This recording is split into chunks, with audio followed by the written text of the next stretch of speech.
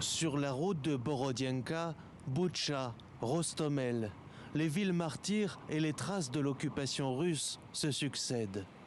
Au détour d'un virage, plus isolé, le village d'Ozera. Genia habite ici depuis 15 ans. Ça, c'est l'école du village. C'était en travaux l'automne dernier.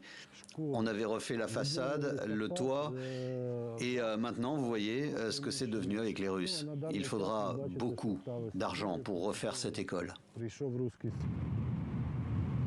Avant la guerre, Ozera vivait grâce à son usine de fabrication de briques, le plus gros pourvoyeur d'emplois et de financement pour le village.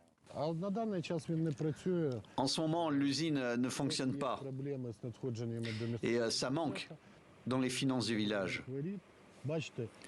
Là, on s'approche de l'entrée principale. Et là, vous voyez comment les Russes ont occupé le site. Impossible d'aller plus loin, la zone n'a pas été entièrement déminée.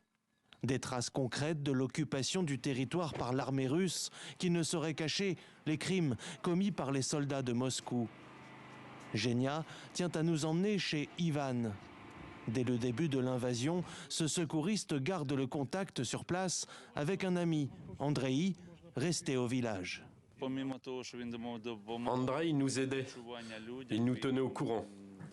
Il aidait les gens sur place et en plus, il informait l'armée ukrainienne sur la position et le mouvement des ennemis.